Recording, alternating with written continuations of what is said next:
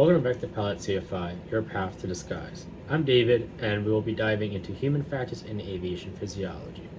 By the end of this video, you'll be able to optimize your performance and reduce cockpit errors. If you guys want more deep dives like this, hit like now so I know to keep posting more aviation tips for you.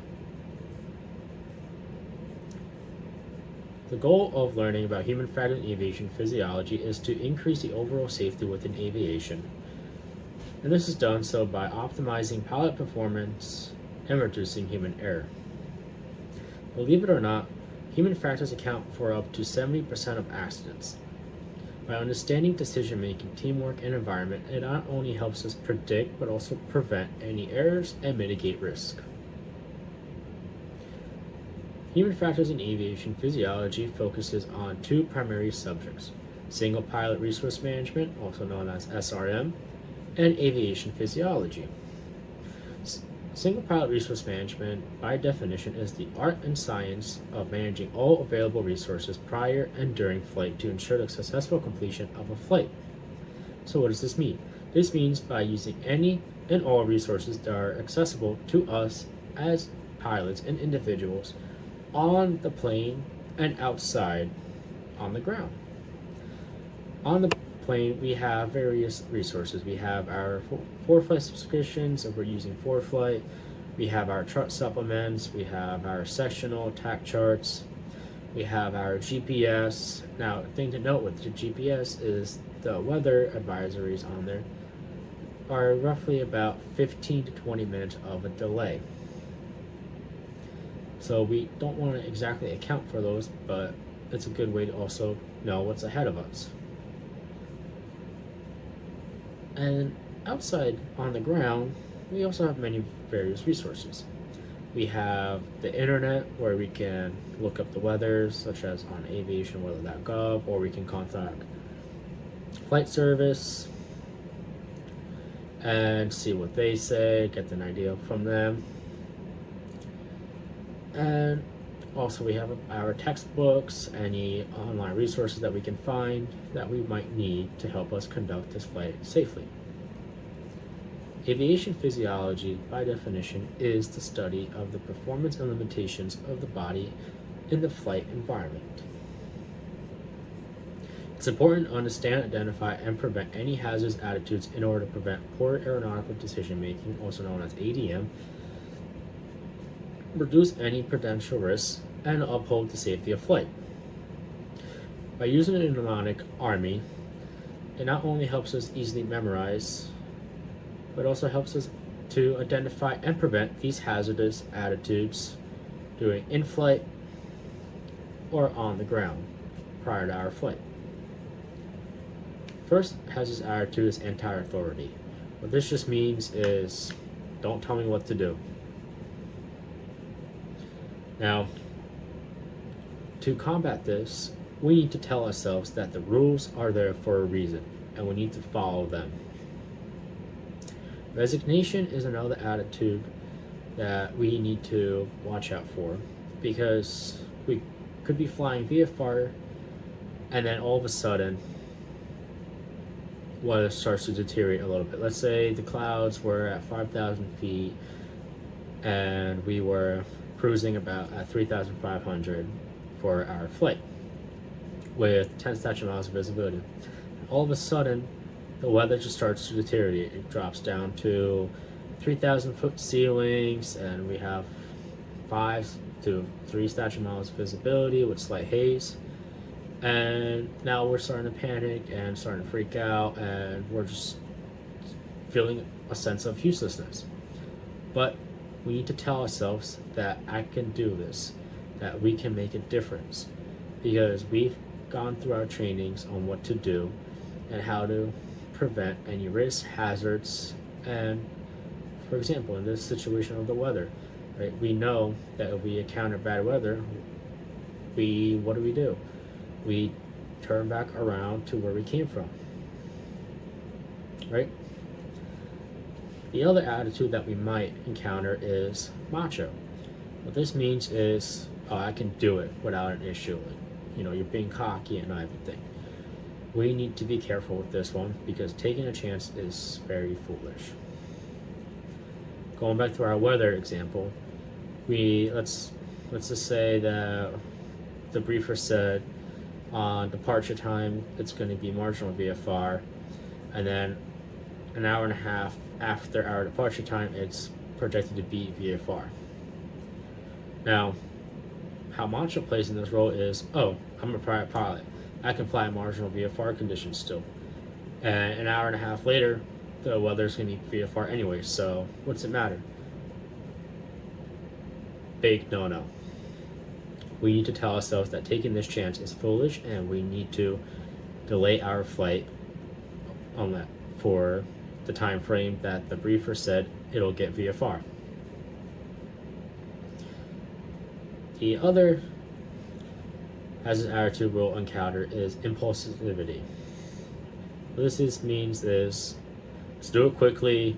Let's just get it over with. Going back again to our weather example, we come in as pilots for our lesson, and we know that there's gonna be thunderstorms in an hour and a half, 2 hours after our departure time, right? Oh, you might say to yourselves, let's just do it. We can just get it over with, do the maneuvers, our lesson very quickly, and be back before the thunderstorms even roll in. Big bad idea. We need to slow down and think about this, if this is even the safest option to do so. Right? The briefer told us that the thunderstorms are going to be coming in rapidly, an hour and a half to 2 hours after our departure time. But that weather, the thunderstorms could come in much quicker than we might think. The final hazardous attitude that we'll encounter is invulnerability. What this means is that you think you're Superman and it just can't happen to you. You're invulnerable, basically, right? But reality is, something will and can happen to you, no matter what. During flight, it's normal to experience ear, sinus block, or even toothache due to the difference of pressure that's on the outside, as whether we're at a higher altitude or lower altitude, and the pressure that's in our ears, more specifically the middle ear. Now, the reason we're feeling these blockages and aches is because the eardrums of our ears are distended and they can't vibrate as freely as they can on the ground. And during flight, we may experience discomfort and slight hearing loss. To overcome this, we need to do gradual, slow descents. What I like to do personally is just descend at about no more than 5 to 700 feet a minute, because anything more than at least 700 feet a minute is just going to start getting super uncomfortable. You're going to start feeling a whole bunch of pressure, and it's just not a very comfortable position to be in, especially when you're taking passengers for a flight for the first time, right? The other way we can combat this is through the evasive maneuver. This is done so by holding our nose and mouth shut and forcibly exhaling to pop that pressure.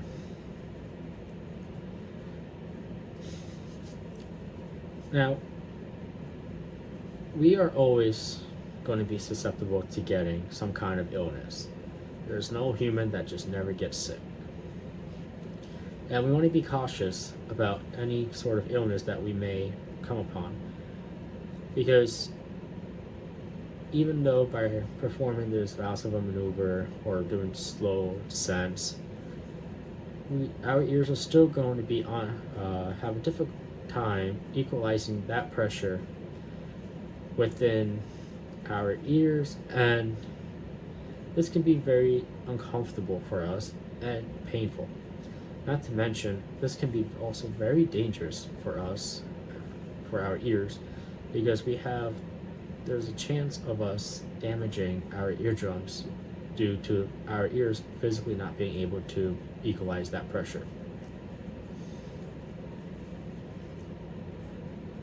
Now, going back to our hazardous attitudes, we come upon a sickness. I don't know. Let's just say we have a slight sniffle, it's like a small, tiny little cold, right?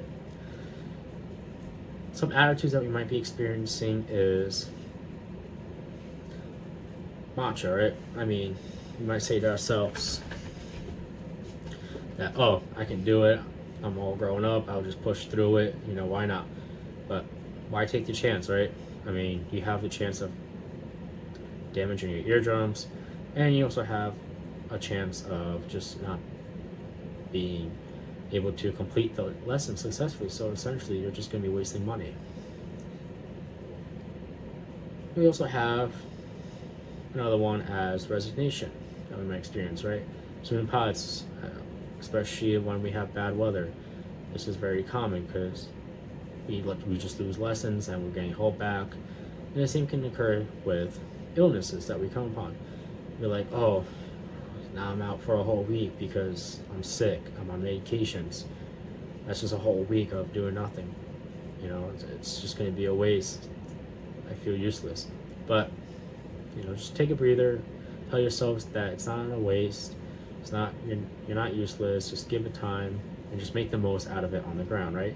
It's always better to be on the ground wishing that you're in the air than being in the air wishing you're on the ground. Now, we've mentioned medications on illnesses. If we are on medications, we have to be very cautious about this as well. We need to either consult with a FAA AME, Aeronautical Medical Examiner, and or refer to Part 67 of the FAR AIM to list any medications that disqualify us as pilots from operating. But generally, speaking wise, is any medication that has a side effect of drowsiness, fatigue, nausea, dizziness, blurred visions, or any warnings that say don't operate while any heavy machinery, equipment, stuff like that, it's 9 times out of 10 we are prohibited from flying. Now, any questions or concerns about any medications that you're taking or that you don't know if you can take, let's say you have allergies or something, best bet, just call up your local FAA AME and ask them directly, and they'll give you that best response.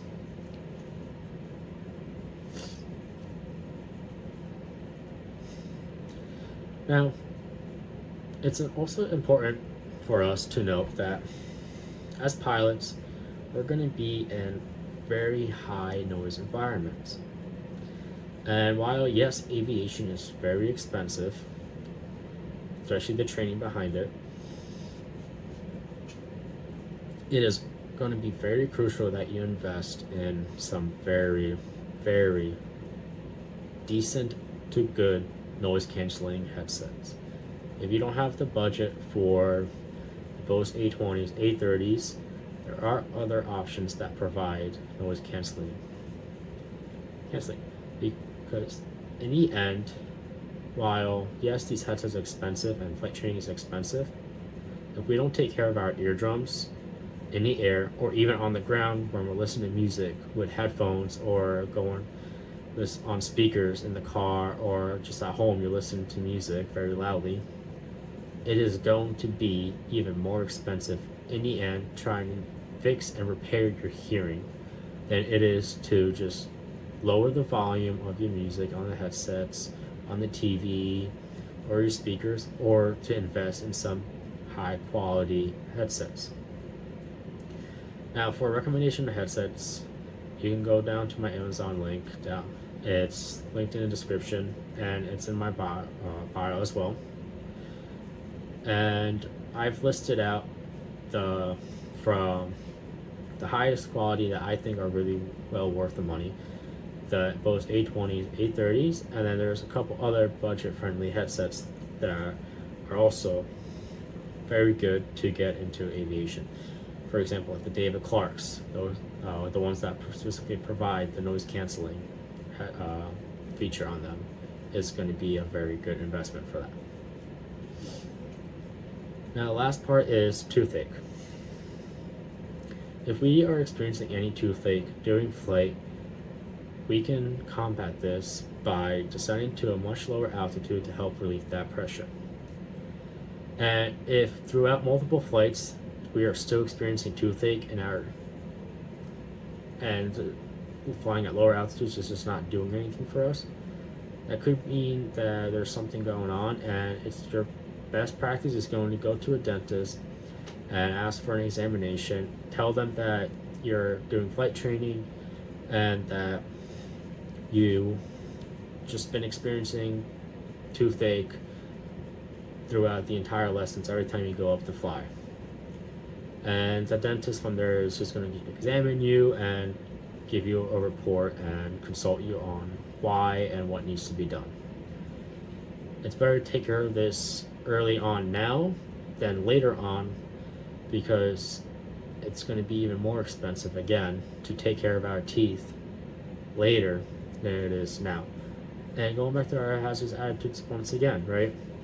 Oh, just a little bit toothache, whatever, right?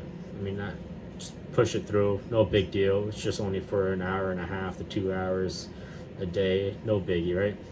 Don't take that chance. Or, you know, this toothache here and there, nothing's going to happen to my teeth. You know, it's just a minor toothache, whatever. But realistically, you could have something wrong with your teeth. And believe it or not, our teeth is is the primary source of how our health is, and how our health is projected to be, and how we behave, and our entire nervous system. I want to hear from you guys. Drop a comment on what other topics we should tackle next in depth, and if you guys are finding this video to be helpful so far. If you guys have any also questions about anything that we've been discussing so far, or any questions that you want answered in the next video, please drop a comment so that in the next video it can be also addressed. Another thing to note about human fat and aviation physiology is motion sickness. This is very common in aviation. So how do we know we have motion sickness? Well, if we've ever been out on a roller coaster or just driving in a car and we just start feeling very sick, you know, that's how we know that it's most likely correlated to motion sickness, right? We don't want this to affect our flights or us, so we'll also be able to experience motion sickness on the first couple of flights. Let's say, like, you know, you've been on roller coasters, you've been on long car drives, and you've never experienced anything. You can still very much so experience motion sickness in aviation. And you'll know this by after a couple flights and doing certain maneuvers that you're starting to feel discomfort, you're starting to feel nauseous, dizzy, you're starting to sweat, feel a little bit pale, you look pale, you want to throw up, right? We want to overcome this by opening up windows and our air vents, letting that fresh air come inside the cabin, and so that it can just circulate and just get that breeze going in on us. Another way is we also don't want to focus inside the plane, but focus outside on stationary objects. For example, like let's focus on a cloud or like a tree, a pond, whatever. Right? If this still persists and you still feel motion sickness, it is very important that you go and visit an AME, because an AME will prescribe you motion sickness medication to help you combat this and see if it does anything. Now, we want to identify and prevent motion sickness early on, because again, aviation training is very expensive. We don't want to continue down the road and still experience motion sickness. Sometimes some people are able to build a tolerance, but others not always, right? Sometimes, you know, you might feel a little bit motion sickness here and there just because you're feeling a couple G's, or like you've had a light breakfast or a meal beforehand. You can just buy this, you know, those little chewy ginger candies, or like eat like a piece of ginger, and it'll just help you relieve that motion sickness in yourself. Stress is our body's response to physical and psychological demands placed upon it. There are two types of different stresses. There's a good stress and a bad stress. Good stress is what we want as humans to help us function on a level.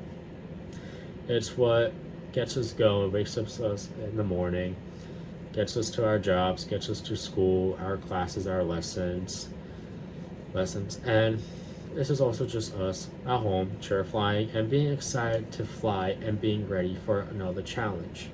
And good stress also indicates that, we are ready to be criticized, or perhaps maybe just have a bad lesson. This is the primary focus that we want to focus on, is good stress. Bad stress, on the other hand, is what starts a lot of individuals to become unmotivated. Everything starts becoming overwhelmed. We start feeling anxious, depressed, and we just don't want to be critiqued or go on a lesson and just have the chance of us failing. And to combat this bad stress, we can just take a break, rest it out, maybe just cancel that lesson, even if it's a cancellation fee, right? That's okay, right? We don't want to experience that hazardous attitude of, oh, I can do it, right? Macho. Just, I don't want to get paid. Let's just get over it. Impulsivity, right? No. Just take a break, cancel that lesson, or cancel the next 1 or 2 lessons, and just go out and do something for yourself, something that you love doing that's completely unrelated to aviation. It could even be just taking a nap. I remember doing my times of trainings, I was training 4 to 6 times a week, and that was a lot. But there were days where I was just overwhelmed and a lot going on. So I just called the lesson off early, mid-flight. I was like, I just can't do this, let's just go back. It's not worth it. I don't want to waste my time and money. And then I just went home and I just took a nap, or I went to the gym, or I just went outside into the pool and swim. Fatigue is also another common association with aviation.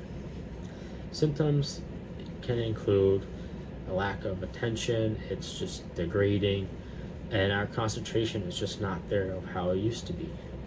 Our coordination during in-flight, the use of rudders, first, the last couple lessons were superb, and then all of a sudden our rudder control is super uncoordinated. We're uncoordinated doing climbs, descents, landings, maneuvers, or we just can't speak. This is what we know, that we are getting fatigued with training. Again, this is why it's important to not overwhelm yourself and kill yourself during aviation training, and just take breaks, right? Everyone is like, oh, I want to get this done as quickly as possible. During COVID, that hiring spree was insane. I don't want to miss my next chance. Believe it or not, everybody's on their own journey, and when a time is meant for you, it is meant for you. So just take your time, enjoy it. Don't overwhelm yourself, don't stress yourself out, and just take your time. Don't look at others' progress, but look at only yourself, right? That's the biggest concern in aviation, is just us comparing to other people in aviation, seeing their progress, how they're going quicker than me, or I'm going quicker than them, look at me, right? Just focus on yourself. It's very important, right? Because we don't want to get ahead of ourselves. In order to not get fatigue in aviation, we need to extremely prioritize our sleep, especially if we've had a long day of flying. Minimum goal is to hit 7 to 8 hours. 8 hours is ideal. Now, our bodies naturally aren't built to sleep for long durations or for short durations. because that's just going to affect our performance, right? 7-8 hours is that sweet spot, maybe even 6, depending on who you are as an individual. But prioritizing sleep is what's going to be very extremely important in aviation. It is also why a lot of airlines and any 121 or 135 operation has a minimum rest period, because they don't want you being fatigued and essentially being a risk to that flight. Now, another way to combat fatigue is by eating and drinking before flight. Now, obviously, don't eat like a heavy meal, or don't drink so much water that you're just gonna have to use the bathroom, or you're gonna want to have a sense of throwing up, right? But just eat something like a little quick snack just before your flight, just to give yourself that boost of energy, right? We want to aim to drink about 1 gallon of water per day. Now, this is generally for every individual human, where our bodies majority of our body is made of water, and if we're not drinking enough water, we're getting dehydrated, and that dehydration is causing us to stay fatigued. It's recommended by many doctors to drink a minimum of 1 gallon of water, especially on those hot summer days where it's over 90 degrees and inside the cabin it's going to be 30 to 40 degrees, even hotter. Or if you have to, just take a quick power nap, right? Take a quick 10-15 minute nap prior to your flight, just so you have that sense of energy. Hypoxia is due to insufficient oxygen in our body tissues. There are 5 different types of hypoxia. We have hypoxic hypoxia, we have hypemic hypoxia, stagnant hypoxia, and histotoxic hypoxia. Now, what do those mean? Well, hypoxic hypoxia has to do in relation to our lungs not getting enough oxygen. We are literally suffocating of oxygen. And this is mainly due in part because of altitude changes. As we get higher in altitude, the air pressure starts to become thinner and thinner and thinner, making it even harder to breathe every 1,000 feet. Now, it's recommended that during the day above 10,000 feet MSO to have supplemental oxygen, and at night anything above 5,000 feet MSO, it's also recommended to have supplemental oxygen. But per the FAR AIM 91.211, these are requirements as to when we are required to have supplemental oxygen. Above 12,500 feet MSO, up to and including 14,000 feet MSO, the minimum flight crew after 30 minutes of duration is required to have supplemental oxygen.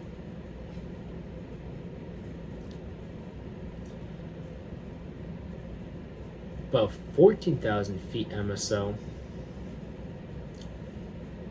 all flight crew are required to have supplemental oxygen. Above 15,000 feet MSO, each occupant on board needs to be provided with supplemental oxygen. Keyword is provided, right? Above 15,000 feet MSO is they just need to have access to that. Now, there are other flight levels that us for private pilots we're not really going to need unless we're flying some pressurized cabin aircraft where we're extremely high. But the other ones that you will need to know, at least for commercial certifications, is above flight level 250, 25,000 feet. We need to have supplemental oxygen for everybody on board, plus an additional 10 minutes of supply per occupant. And then above flight level 350, so above 35,000 feet, one pilot at the controls needs to be wearing and using an oxygen mask that is providing oxygen automatically, which provides oxygen at a flight level of 14,000 feet. However, there are certain exemptions to this. If you are at or above flight level 410, so 41,000 feet, you just have to be able to put on the oxygen mask within 5 seconds. And then if you're above flight level 350, so 35,000 feet, anytime one pilot leaves, the remaining pilot needs to be wearing and using that oxygen mask. So again, hypoxic hypoxia is when our lungs are not able to receive enough oxygen due to a higher altitude. Hypemic hypoxia is when our blood cells are physically unable to carry oxygen. This can be done due to either getting carbon monoxide poisoning or having some sort of blood cell disease, such as anemia. Now, for our Cessnas or general training aviation aircrafts, majority of the time we get our cabin heat through the exhaust shroud, which flows through a filter, filtering it out as much as it can, but that filter is not going to be 100% filtered pure air, right? That's why we are very susceptible to getting carbon monoxide poisoning, and this is what we need to be very careful about. That is why we use maybe we have a sentry that detects that, or we use the ASA sticker plaques, the carbon monoxide ones, and we just keep an eye out to see when those changes color. So again, hypemic hypoxia is when our blood cells are unable to carry oxygen due to carbon monoxide poisoning or having some sort of blood cell disease. Stagnant hypoxia is when our blood flow circulation is very slow. It's not strong, it's not normal, and therefore this is causing us to suffocate, lack of oxygen. Now think of fighter jet pilots, right? Or when they do that training, or you'll see maybe on TikTok or like on YouTube or Instagram videos about people just passing out in a fighter jet when they're doing excessive G's. This is because of stagnant hypoxia, right? There's an excessive amount of G's going onto our bodies, causing that blood flow to go downwards and away from, it's just not circulating. Or another way it could be due to cold temperatures, where naturally our heartbeat is going to be slowing down in the winter and the cold temperatures, essentially slowing down the circulation of our blood flow, right? Because we get blood flow through our heart, which is pumping that blood flow and the oxygen throughout our body. So again, stagnant hypoxia is the lack of oxygen due to poor blood flow circulation because of excessive G's. Histotoxic hypoxia is when we are just physically unable to get oxygen. Now, this is due to alcohol and drugs, and it's the reason why people get alcohol poisoning, and they essentially pass away. It's because that alcohol and drug is literally sucking away and suffocating our blood flow and oxygen circulation throughout our body. So again, histotoxic hypoxia is the inability of cells to physically use and circulate oxygen due to alcohol and drugs. So there are 5 types of hypoxia: hypoxic hypoxia, hypemic hypoxia, stagnant hypoxia, and histotoxic hypoxia. Now, how do we know we are getting hypoxia? Well, we're not going to know we're getting hypoxia right away until it's too late. Some symptoms that we might experience with hypoxia is a sense of euphoria. This is where, you know, we're just cruising on a cross-country flight. It's pretty boring, you know, we're just kind of vibing, chilling. And all of a sudden, we just get super happy, we're starting to get super jittery and everything. That could be a sense of hypoxia. Another symptom that we are developing hypoxia is when our lips and fingers are starting to turn blue, right? Think of like when in the winter, right? We wear gloves for a reason, right? Because we don't want to get hypothermia, and that's when we start seeing those blue fingers. Also, we know we are also getting some hypoxia because our reaction time is much slower than we normally are, right? For example, you know, on a go around, the initial reactions go immediately to the throttle, full throttle. For our aircrafts, it's flaps 20, positive rate, flaps 10, clear a 50-foot obstacle, retract the flaps. Now, for me, that is an instant, quick maneuver. Now, I know I'm going to be getting hypoxia because my reaction time is much slower. Like, oh, I need to go around. Let me go get the full throttle. Let me get my flaps up. You know, you're going very slow. It's very delayed. The other one is that our vision starts to get blurry. You know, we can't see as well anymore. Or our judgment, right? Could be like, I don't know, the weather. I think it looks alright. God, you just gotta think it through and just figure out if it's like the whole best judgment for you. Those are some signs that you might be getting hypoxia. So how do we prevent and treat hypoxia? Well, very first indication is for us that we're going to want to descend to a lower altitude than we are, so that we can intake more oxygen and get thicker air.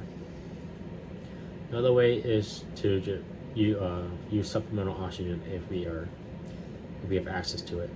Otherwise, your best chance and best course of action would be just go land as soon as possible and just take a little break, get yourself situated, get yourself comfortable again, and just acclimate it to the ground again before departing. Hyperventilation is another important concept of human factor in aviation physiology because it is very common than you might think. So hyperventilation is when we have an excessive rate of breathing. And because that we are not, due to this excessive rate of breathing, there's not enough carbon dioxide going into our body. It's quickly going in and out, in and out, in and out, in and out, just going back and forth, very at a rapid rate. And it's going to be dangerous because, again, it can delay our reaction time, impair our judgment and vision, cause us to get lightheaded and dizzy. To prevent this and treat hypoxia and hyperventilation is to just breathe at a normal rate. Maybe you have a paper bag at hand. Just grab that and breathe into a paper bag at all times until you're just able to regain control of your breathing. Another very important treatment is talk very loud, right? Because if we're hyperventilate, it takes, and to slow down our breathing, you know, we're trying to slow down our breathing, but we're hyperventilating. But if we talk very loudly and scream, that takes a lot of energy from us. So that's going to cause us to slow down and regain control of our breathing. Visions in flight are very common, and it can be very dangerous, right? Our eyes work like a camera. We have the lens, which allows us to focus and register that image within us. So our eyes are, in aviation, we focus on the retina and the cones and our rods. The retina is composed of the cones and rods, and this is what essentially we just see. It sends electrical pulses to our optic nervous system for our brain to produce the image that we're seeing in front of us. Much like car mirrors, we also have blind spots. And to compensate this, we, normally we have two eyes, but for others it might be a little different. But if you take your hands and keep moving them backwards, you'll notice that essentially they disappear. And that's what the blind spot is. So the cones are connected to the center of our retina, which is also known as the fovea. The cones primarily work best with close distances, bright environments, colors, and creating detail. Cones have individual neurons, unlike rods. So during the daytime when we're flying, we primarily are utilizing our cones. Now when we do our night flights, this is where our rods start coming in play, because this is where the rods outperform our cones, because we said the cones are best in bright environments and in colors and creating detail. But at night, it's dark, there's no colors, and not much detail to see at night. So our rods are great for seeing distance-wise at far and in dark environments. Our rods are responsible for our peripheral vision as well. Right, this is what allows us, because when we look straight ahead, we can still see our hands. When we come in to the side of us, there's nothing in front of us, but our rods is what gives us that peripheral vision, and we're able to see a little bit, but then we get to our blind spots where we can't see anything. When during the day, we scan traffic. It's intervals, small intervals, trying to look for that traffic. But at night, we want to offset our scanning. So we don't want to directly try to find traffic, but we want to look a little bit off to the center and to about maybe 5-10 degrees of scanning to help us with that vision of the illusion at night. And it's important also at night that we don't stare for more than 3 seconds, because our retina is what adapts to different sources of light, right? Think of on a phone, on a camera, right? You can adjust the exposure of how much light is coming in and out. That's what our retina does.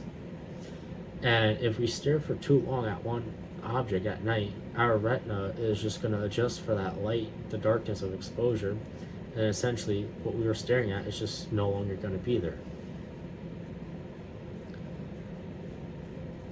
And a big precaution that we want to take before conducting a night flight is we want to avoid any bright lights at least 30 minutes beforehand. So that way our eyes can adjust to the light exposure. So that way at night, we already have some kind of adaptation for those darker environments. If we are using an electronic flight bag and EFB, we want to turn down that brightness all the way and maybe turn on like the red or the yellow filter, so that way we're not using directly the bright screens. Or if we're deciding to use any paper charts, we want to be able to use red or green lighting when doing our pre-flights and doing in-flight. We don't want to use a bright light or anything.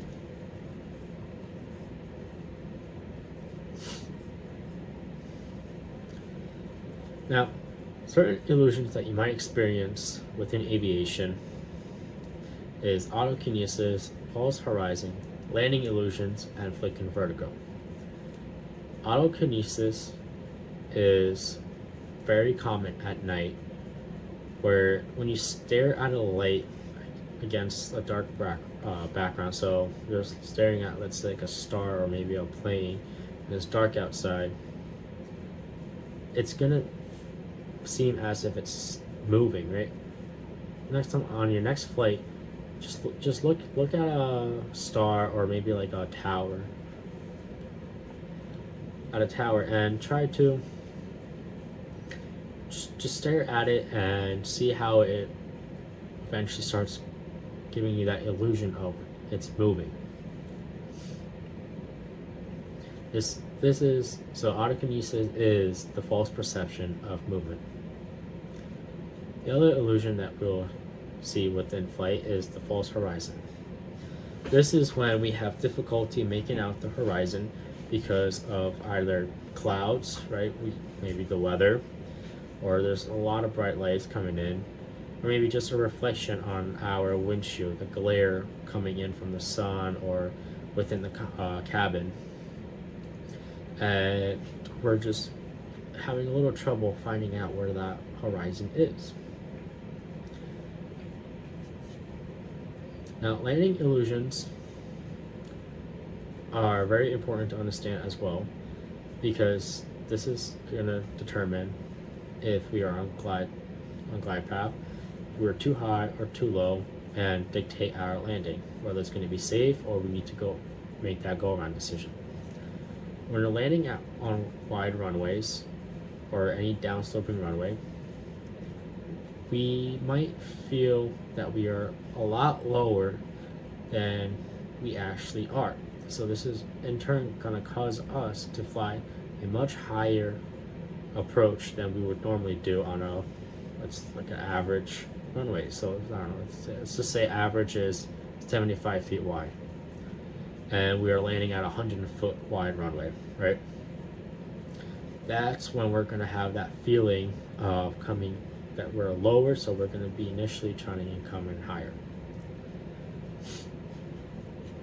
A narrow runway or an upsloping runway, on the other hand, we're going to think that we are much higher than we actually are. So this is going to cause us to be flying a lower approach than usual. Now this is dangerous because if we are too low, we may hit a tree, a fence, maybe the runway end lights, beginning run, just whatever, any obstacle that is before the runway. And so to combat this, we want to just treat every landing like it's a normal landing. Just keep aiming for those numbers and just keep coming in on a normal approach. Now, a common illusion that you may experience, especially when you're doing sunrise, sunset flying, is a flickering vertigo. This is where light from either the sun or within the cabin is projecting onto the prop, and it's when the prop is spinning, you see like a flickering kind of in the prop. This can cause some nausea or even cause you to become unconscious.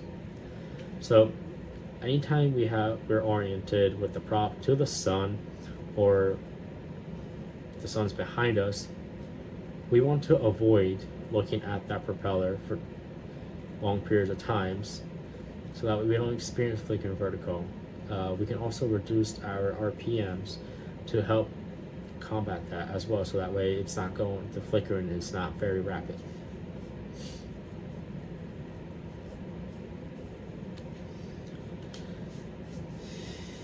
When an individual is unable to determine where they are or what direction they're moving, this is known as spatial disorientation. This is especially common during night flights and when conducting IMC conditioned flights. So our body determines position and movement through visually by actually seeing, right? So or our vestibular system, so our ears, the inside of that ear that we were just talking about, and our kinesthetic sense, so the nervous system, our muscles, joints, skins that we're feeling. So visually, doing VFR flights, we can overrule this sense of spatial disorientation by just looking outside the plane. Just look outside, see what's going on with the plane, how the plane's oriented with the horizon. That's it. Doing night flights, or when we're doing IFR flights, trust your instruments. Don't listen to your body, because your body will be playing tricks on you. You want to just trust your instruments, trust the altitude, trust the attitude indicator, trust your airspeed, and just listen to what your instruments are telling you versus what your body's telling you. Now, our ears, so the vestibular system, the fluid inside of that is what tells our brain of our movement and position within space. The semicircular canal, so this pertains to our orientation to a plane, so that fluids will react to the attitude of the plane, whether it's in a roll, a pitch, or a yaw. Anytime we shift our heads or do a maneuver in a plane in flight, that fluid inside our ears is shifting from inside of our ear canals to determine our relation to the space of where we are. But we can't rely on this because it's a delayed sensory. And this is going to be dangerous because we're going to have a sense of feeling that instead of going right, we are feeling that we're going left. But reality is we're actually moving into the right. Now, if we're doing so for example, a steep turn, right? When you go initially to that 45-50 degree bank, you're not feeling that you're moving to the right. You're feeling that you're going out to the left. But as you continue going into that turn of the steep turn, your fluids are starting to equalize themselves, essentially giving you that sense that you're finally moving out to the right. So again, just trust your instruments and trust your orientation to the horizon, and just visually look outside of what's going on if you are in VFR conditions. Now, our nervous system, so the kinesthetic sense, associated with our skin, joints, and muscles. This is what our body is physically sensing and thinks is happening. In aviation, we use the terminology flying by the seat of your pants. Again, just trust your instruments, trust the orientation of the plane to the horizon, what's going outside.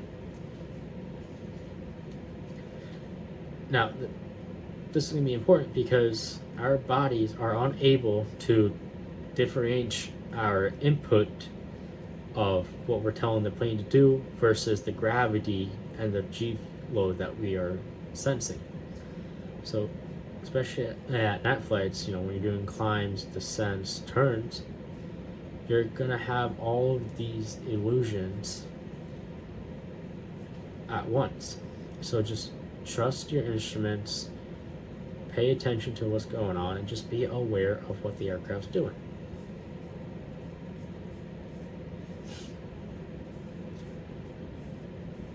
The other kind of illusion that we can touch on is our vestibular illusions. These are illusions known as the leans, the Coriolis Illusion, graveyard spile, the Somatogravic Illusion, and the Inversion Illusion. So the leans is due to abrupt recovery or correction in the bank. So, for example, we're in a steep turn, right? we banked 60 degrees, so we're descending rapidly. So when we try to reduce that bank to 45 degrees and pull back, this is where we're going to feel the leans, where we think we are banking to the right, but our body is feeling the quite opposite. The Coriolis Illusion is due to the tilting of our head movement in a constant turn. So this could be like, for example, you're doing a steep turn again, right? I'm just gonna go back to that example, and you've got your knee pad on you, your pen's on there, but all of a sudden your pen drops, right? You try to go pick it up and come back up. This is where you're going to feel that sudden rush of acceleration within your body, or a sense of like rapid turning. This can be very dangerous because this will cause you to change your attitude in the plane and configure itself for something that it's not supposed to be doing. When you're going down to pick up that pen, and you have that sense of accelerating, turning in the opposite direction, your natural reaction is going to be take out the throttle, reduce the power, and rebank into your turn. But that reality is you're already in that steep turn. You're already configured for it. So just trust the instruments and see what's going outside visually. On the other hand, a graveyard spiral is due to when you're doing a constant rate of turn for a long period of time. So when you're doing a steep turn, you've been doing it for the same direction for, let's just say, a minute, or you've been doing it for 10 turns just to get a feel of where that power setting should be, or where your visual reference on the plane to the horizon should be, so that way you're able to build that ACS standard, maintain your altitude and bank and speed. Now, after a minute or doing it for 10 turns, we're going to have a sense that our plane is descending. So our natural reaction is going to be roll that plane into wings level, and we're going to have that sense of by rolling out of that turn into wings level, the fluid in our air hasn't shifted yet. So we are thinking that we are still in that steep turn, but reality is we are wings level. And by this false sensory of your fluid in the ear causing your body to listen to something else, it's going to tell you to re-enter that turn again to stop that descent. Now, the somatogravic illusion is due to rapid accelerations. This is going to be very common at night, especially on your first couple of night flights on takeoff and landings. You're going to have a sense of a nose-high attitude on takeoff. And this is also going to be dangerous because when you think you're a nose-high attitude on a climb on takeoff, your natural instinct is just to push the yoke forward to bring that nose down. But you're not stalling the plane. You're climbing out at your VY, VX, depending on what kind of takeoff you're doing. So just trust your instruments, and don't listen to your body. Listen to your instruments, what they're telling you, and see outside what it's telling you. Now, another sense of the somatogravic illusion is when we're rapidly going power to idle. This is going to be a sense of that nose coming into a deep dive. When we reduce that power, that nose, we're trimmed out, we're a straight level flight, we quickly take off the power, that nose is going to go rapidly downwards. And again, natural instinct is going to be pull the yoke closer to you, and essentially this is going to cause you to enter a stall. We don't want this. So again, don't listen to your bodies, just listen to what your instruments are telling you and listen to what you see outside. The final vestibular illusion is the inversion illusion. This is due to abrupt changes from a climb going into straight and level flight. So if we're going, let's say we're climbing to an altitude, we're full power, we've climbed 2,000 feet already, and we're just instantly going to straight and level flight. Our fluids are just, of our ears are just going to have a sense that they came backwards. So this is going to give us that sense of tumbling backwards. And what this is going to cause us is, oh, we're going backwards, so I got to go nose forward. Again, don't listen to your body, just listen to what your instruments and visually outside is telling you.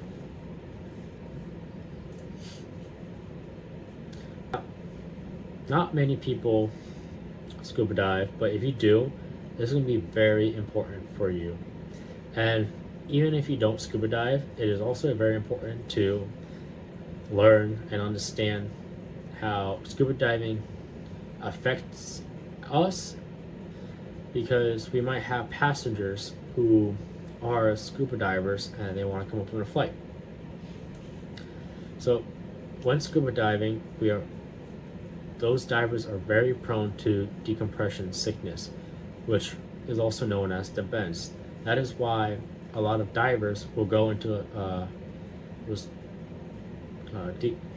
those chambers, I don't know what they're called exactly, but to just resituate themselves with above the water. Essentially, divers get decompression sickness because there's too much nitrogen being absorbed too quickly for what they're doing. So what this means is inside of your blood cells, it's like bubbles. So like when you drink, let's say water, like soda, with a straw and you blow into it, right? You'll see bubbles or foaming. That's essentially what's happening to our blood cells, and that's what's causing that sense of the decompression sickness. Another, or even a better example, would be when you open up a can of soda, or right when you that soda is carbonated, right? So when you introduce that oxygen and the difference of the air, you hear like a little like hiss almost, or like sometimes it'll even like spray out. That's what our blood cells are doing essentially. Basically, all you need to know about scuba diving is that you need to be careful because of decompression sickness and the bends. To avoid this, you need to wait at least 12 hours before flight for a no-controlled ascent climb if you are flying below 8,000 feet MSL, and 24 hours before a flight if you're doing a controlled ascent flight below 8,000 feet MSL as well. Now, if you're flying above 8,000 feet MSL, it's recommended to wait 24 hours of any sort of dive. Basically, if you're going to go scuba diving, just wait 24 hours. Don't get yourself that risk of getting the bends. Even when you're doing on airline flights, right? When you're traveling the world, this is something you need to be cautious as well. If you're going to scuba dive, do it at least 24 hours before the flight. Alright, pilots, if you learned something today, hit like and save this video for your next pre-flight. Share it with a buddy who's training, and tap subscribe for more deep dives every week. If you're ready to own your certificate, grab the full private pilot study guide that's provided in the link and description. Till then, I will see you in the pattern.